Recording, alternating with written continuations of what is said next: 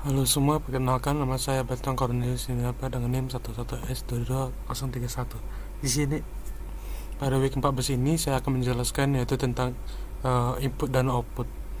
Nah, berikut adalah baris per baris dan program yang saya berikan.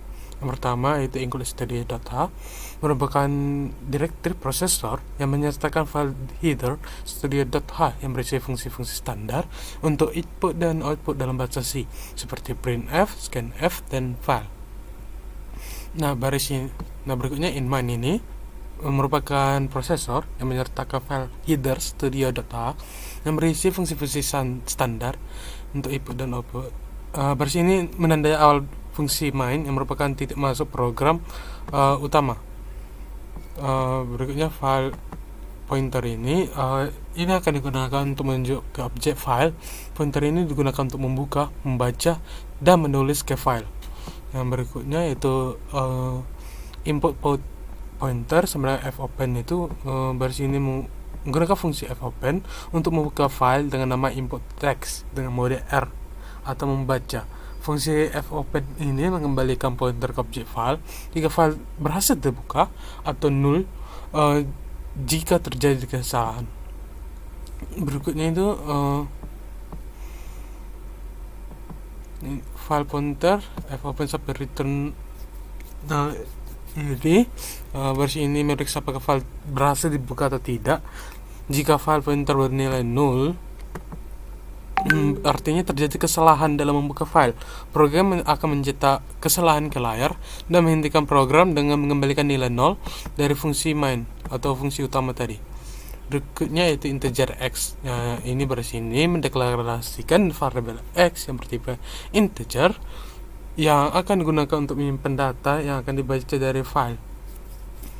Berikutnya scanf file pointer %d dan x. Baris ini menggunakan fungsi scanf untuk membaca berformat dari file yang ditunjuk oleh file pointer format yang digunakan untuk membaca sebuah bilangan bulat. Data yang dibaca akan disimpan di variabel x.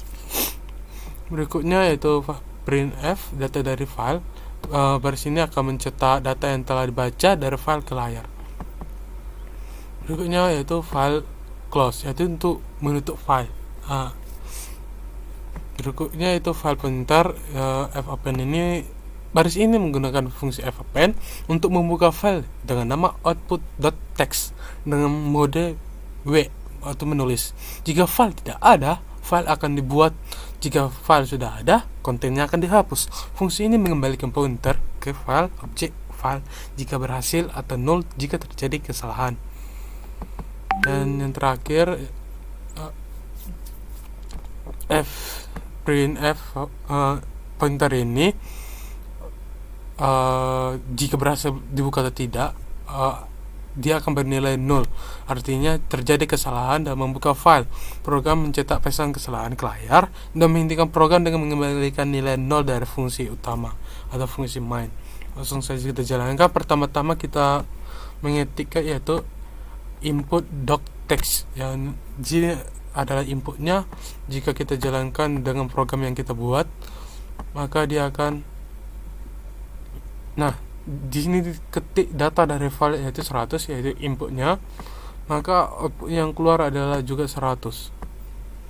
Maka akan keluar output.text juga dan hasilnya juga 100.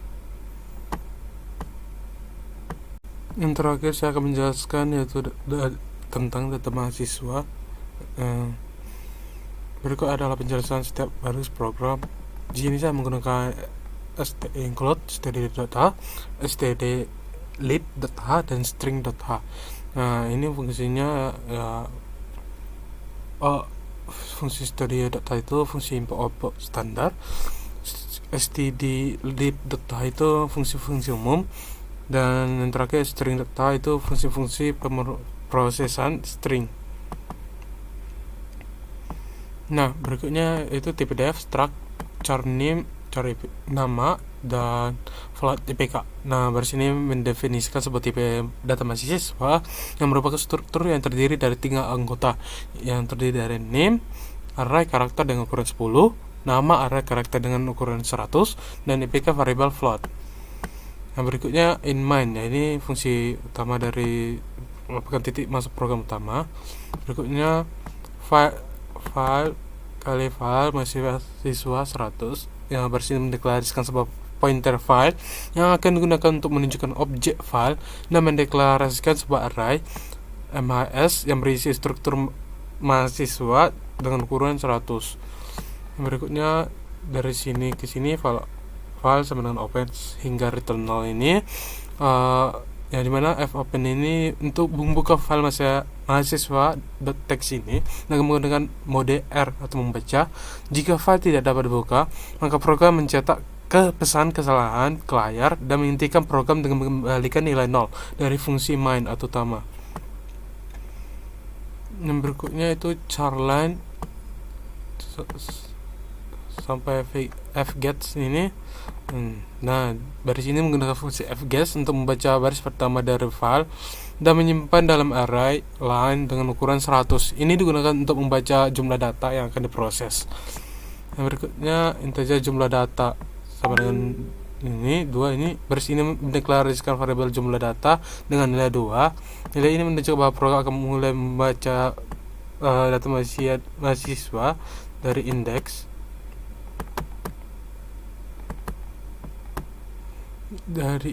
kedua dalam array MAS. Nah, baris pertama dalam file diabaikan karena telah membaca sebelumnya untuk mendapatkan jumlah data.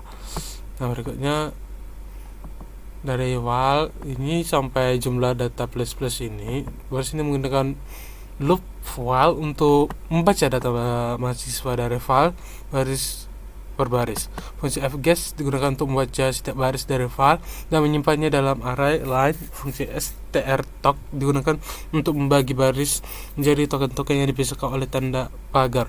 Data name, nama, dan IPK kemudian disalin ke struktur mahasiswa di indeks yang sesuai dalam array MAS variabel jumlah data. Diingatkan setiap kali satu baris data telah diproses.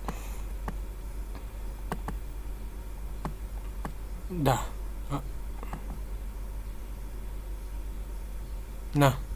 di sini saya akan langsung menjalankannya. Pertama-tama kita harus membuat yaitu mahasiswa.text, lalu kita menjalankan kode kita, maka dia akan mencetak di